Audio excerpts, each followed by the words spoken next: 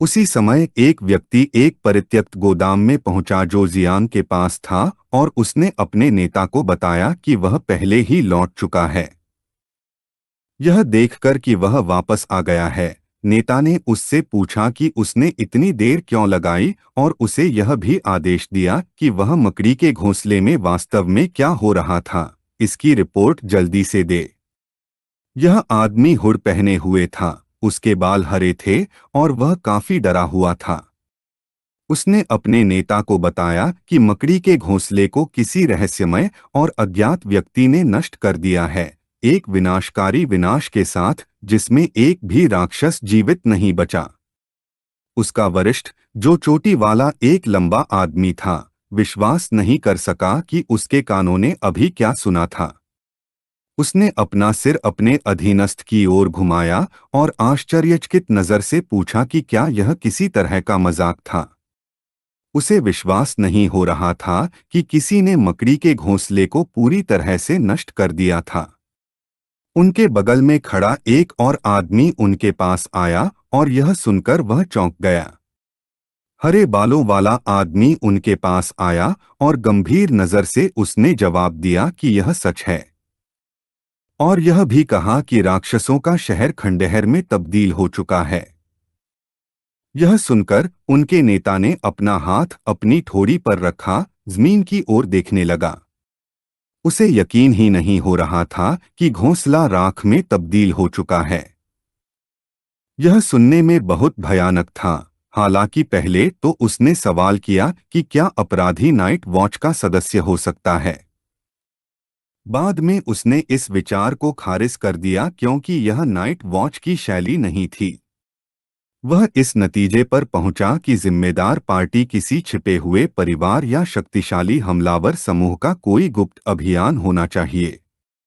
उसने फैसला किया कि उनके लिए अब पीछे हटना ही सबसे अच्छा है।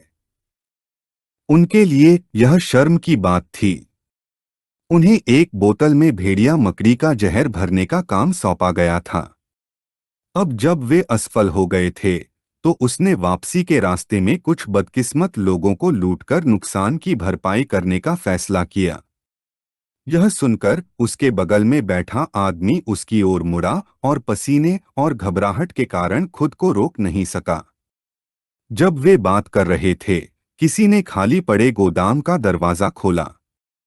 दरवाजा खुलने की आवाज सुनकर तीनों ने अपना सिर पीछे घुमाया और हरे बालों वाले आदमी ने बाकी दो को बताया कि उनके यहाँ एक अप्रत्याशित आगंतुक आया है।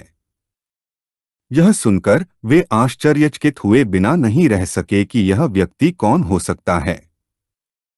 उस आदमी ने दरवाजे पर अपना हाथ रखा और धीरे धीरे उसे खोलते हुए बताया कि उसे आखिरकार दूसरे पेशेवर मिल गए हैं। यह सुनकर नेता ने उससे पूछा कि वह कौन है। यह व्यक्ति जंग था। वह गोदाम में घुसा, उनकी ओर चलने लगा, एक हाथ नीचे किया, अपना हाथ उनकी ओर बढ़ाया और शांत नजर से उनसे कहा कि वे चिंता न करें क्योंकि वह यहाँ सिर्फ लेवल अप करने आया है। उसने यह भी कहा कि वह उनके साथ कुछ खाने का आदान प्रदान करने आया है। यह सुनकर उनके नेता को राहत महसूस हुई क्योंकि जंग अकेले आया था। उसने अपना सिर उसकी ओर घुमाया, उसकी आंखों में देखने लगा और मुस्कुराते हुए उसके साथ कुछ खाने का आदान प्रदान करने के लिए सहमत हो गया। साथ ही उसने यह भी कहा कि रेगिस्तान में खाना सस्ता नहीं है। यह कहने के बाद उसने जंग से पूछा कि वह क्या बदलना चाहता है। उसके बगल में खड़े आदमी के हाव भाव में अचानक बदलाव आया। उसने आक्रामक रुख अपनाया और जंग को घूरने लगा।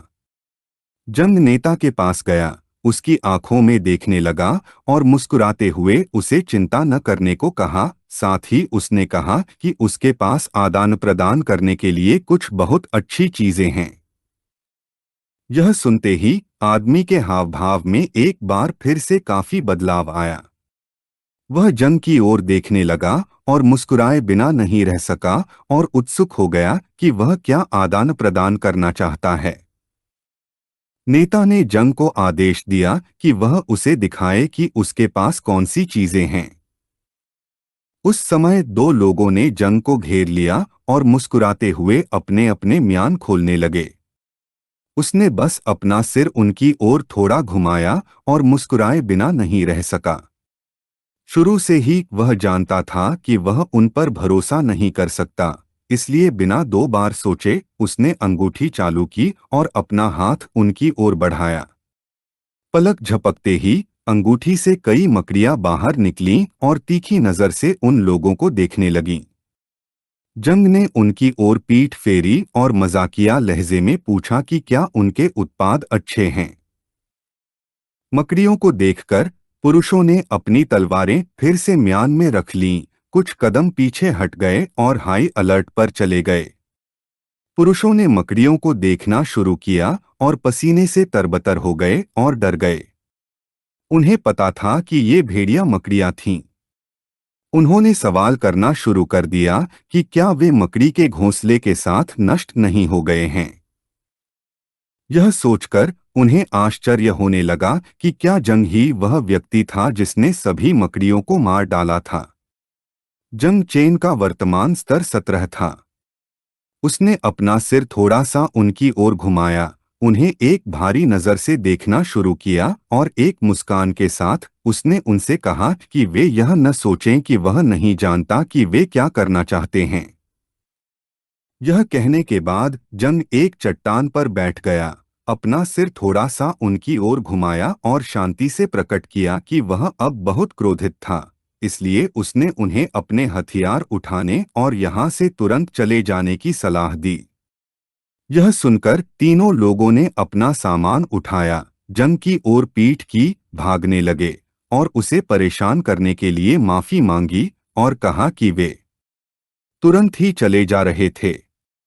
कई मिनट बाद जब लोग गोदाम से भाग गए, जंग ने अपना हाथ बगल की ओर बढ़ाया, लिटिल नाइन की जहरीली धुंध को छोड़ा। उसने कीड़ों को बाहर आने का आदेश दिया। जब जंग चट्टान पर बैठा था, एक हाथ अपने घुटने पर टिकाए हुए, उसने ऊपर पहुंचकर जहरीली धुंध का इस्तेमाल करके दो कीड़ों को छोड़ा। वे उसके चारों ओर उड़ने लगे, उनकी आंखों में जानलेवा नजर थी, किसी छिपे हुए खतरे की तलाश में। जंग ने थोड़ा सा सूप पीना शुरू किया जो पुरुषों ने छोड़ा था। उसे भूख लग रही थी और उसने सोचा कि उसे पहले लिटिल नाइन को प्राप्त करने से पहले बेहतर पता होना चाहिए था। उसने उम्मीद नहीं की थी कि कीड़ों के झुंड का नेतृत्व करने से ऐसे दुष्प्रभाव होंगे। सूप पीते समय एक सिस्टम विंडो दिखाई दी और जंग का भक्षण मूल्य बढ़ गया। अब उसके पास 1 मिलियन में से 2768 अंक थे। सिस्टम ने उसे जल्द से जल्द मूल्य बढ़ाने की सलाह दी। मूल रूप से उसने सोचा था कि कीटों के झुंड के दोगुना हो जाने के बाद भक्षण मूल्य तेजी से बढ़ेगा, लेकिन उसने यह उम्मीद नहीं की थी कि अगले प्रजनन का भक्षण मूल्य भी दोगुना हो जाएगा।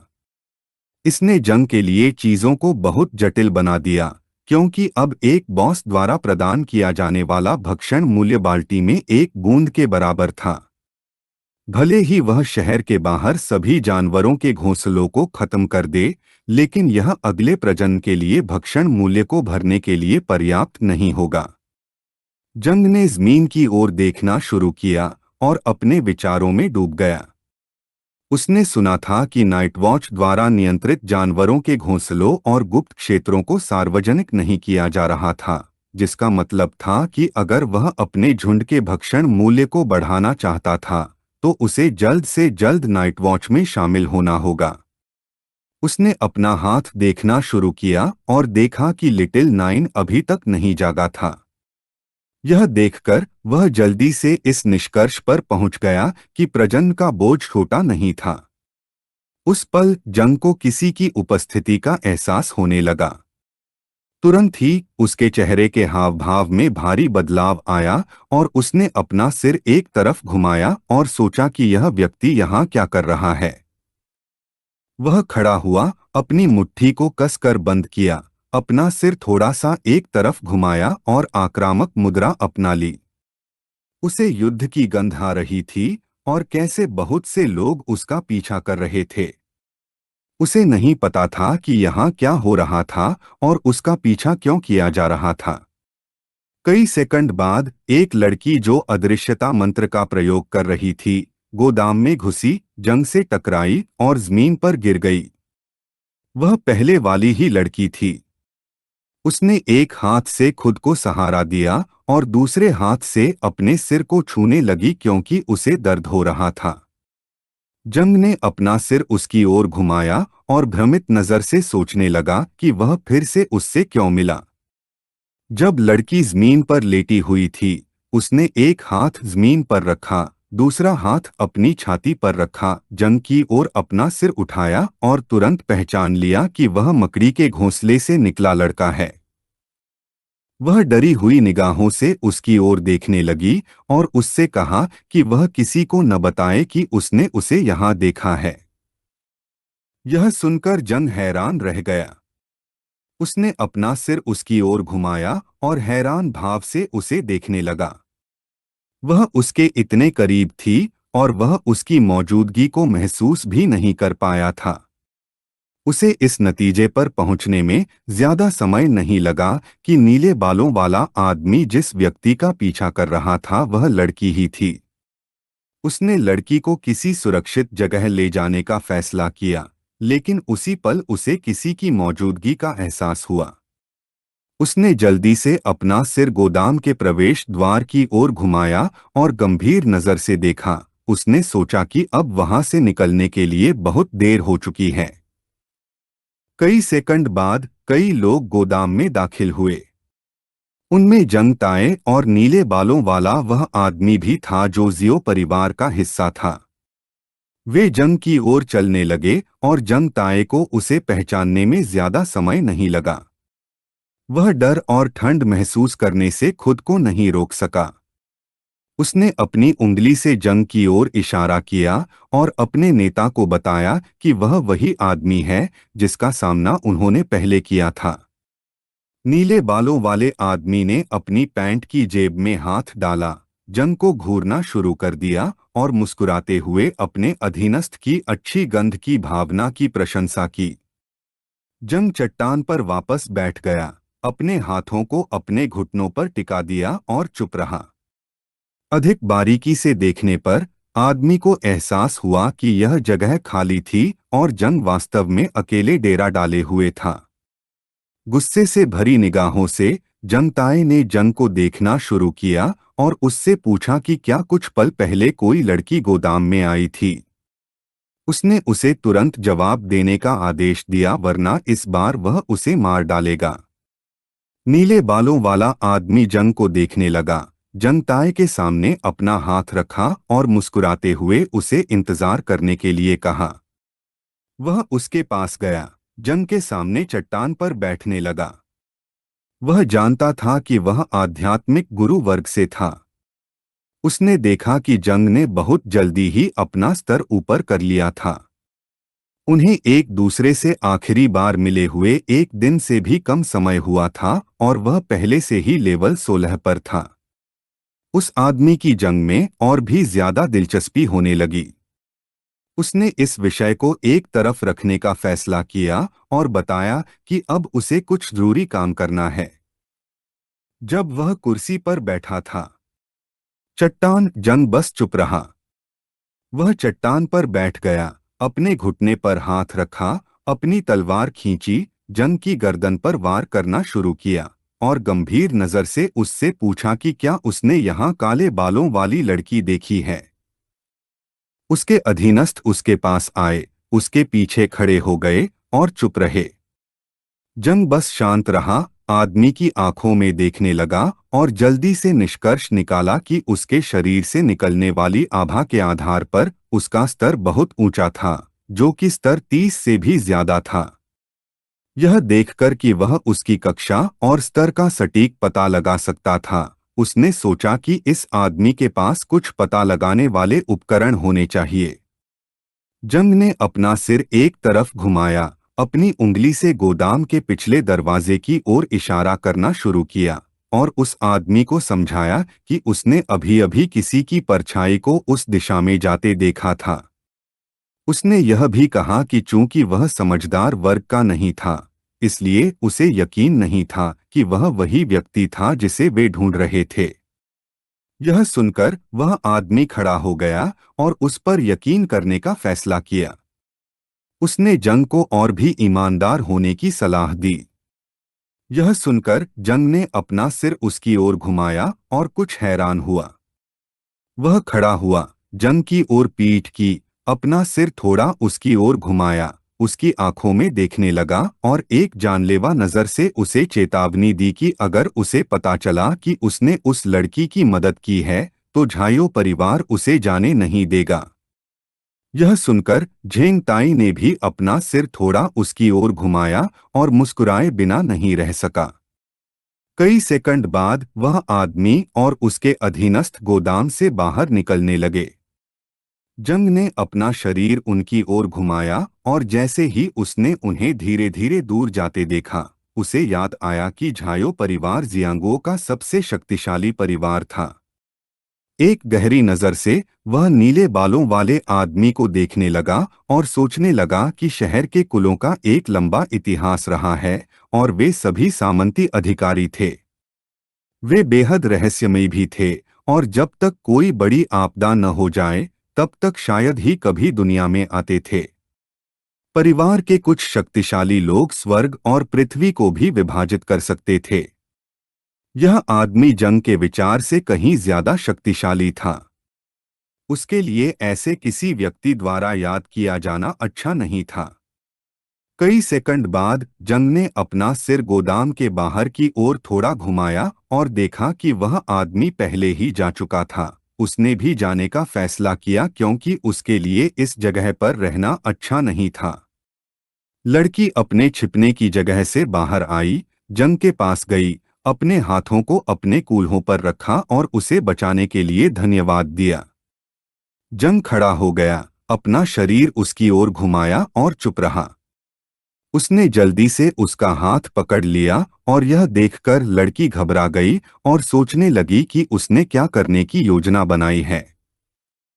जंग उसके पास गया, उसकी आंखों में आक्रामक नजर से देखने लगा और उससे कहा कि उसने पिछली बार की तरह उसे लगभग बेवकूफ बना दिया था। चूंकि उसने इस बार फिर से उसकी मदद की थी, इसलिए उसने पूछा कि वह इन लोगों के साथ कैसे मुसीबत में पड़ गई। जंग के इतने करीब होने के कारण वह खुद को शर्माने से नहीं रोक पाई। वह उसकी ओर देखने लगी और बताया कि उसके परिवार पर बहुत बड़ा कर्ज है। उस आदमी ने उन सभी चीजों को छीनने की योजना बनाई थी जिन्हें वे ले जा रहे थे और उन सभी को मार डालना चाहता था, लेकिन उसे उम्मीद नहीं थी कि वह बच जाएगी। उसे डर था कि खबर लीक हो जाएगी, इसलिए वह इस कारण से उसका पीछा कर रहा था। यह बताने के बाद उसने जंग से पूछा कि क्या वह उसे चुप कराना चाहता है। यह सुनकर जंग ने उसका हाथ छोड़ दिया, उसकी ओर पीठ कर ली और उससे दूर जाने लगा। यह देखकर उसने अपना एक हाथ अपनी छाती पर रखा, दूसरा हाथ उसकी ओर बढ़ाया और उससे कहा कि वह हमेशा याद रखेगी कि उसने उसकी मदद की है और वह भविष्य में भी उसकी बहुत आभारी रहेगी। जब वह उससे दूर जा रहा था, उसने अपनी आंखें बंद कर लीं, अपनी मुट्ठियां कस लीं और उससे कहा कि वह उसके मामलों में शामिल नहीं होना चाहता। उस पल जंग अचानक रुक गया, अपनी आंखें खोलीं और सोचा कि कुछ ठीक नहीं है। लड़की ने भी इस पर ध्यान दिया और उसके हाव भाव में भारी बदलाव आया। भयभीत नजर से उसने उसे बताया कि किसी ने गोदाम के चारों ओर अवरोधी जादू कर दिया है। उस समय गोदाम के बाहर मौजूद किसी व्यक्ति ने अपने अधीनस्थों को बाहर आने का आदेश दिया। जंग गोदाम के प्रवेश द्वार की ओर देखने लगा और उसे लगा कि अब भागना असंभव है। वह जानता था कि अगर लड़की यह भी कहे कि वह उसे नहीं जानती, तो भी वे उस पर विश्वास नहीं करेंगे। उसने अपनी कीट धारणा को सक्रिय किया और क्षेत्र के चारों ओर घूमना शुरू कर दिया, यह महसूस करते हुए कि वे चारों ओर से घिरे हुए थे। गंभीर नजर से जंग गोदाम के प्रवेश द्वार की ओर देखने लगा, किसी भी प्रतिद्वंद्वी का सामना करने के लिए तैयार। दूसरी तरफ लड़की डर गई और उसने अपना हाथ अपनी छाती पर रख लिया। कई सेकंड बाद नीले बालों वाला आदमी और उसके अधीनस्थ दिखाई दिए। उनके शरीर से एक जानलेवा आभा निकलने लगी। एक गहरी नजर से वे जंग को देखने लगे, उसे खत्म करने के लिए तैयार। वह जानता था कि जंग ने उससे झूठ बोला था। वह उसके पास गया, उसकी आंखों में देखा और उसे लड़की को सौंपने का आदेश दिया। इस वीडियो का अंत है। अगर आप लोग अगला भाग देखना चाहते हैं तो हमारे चैनल को सब्सक्राइब करें, वीडियो को शेयर करें और लाइक करें।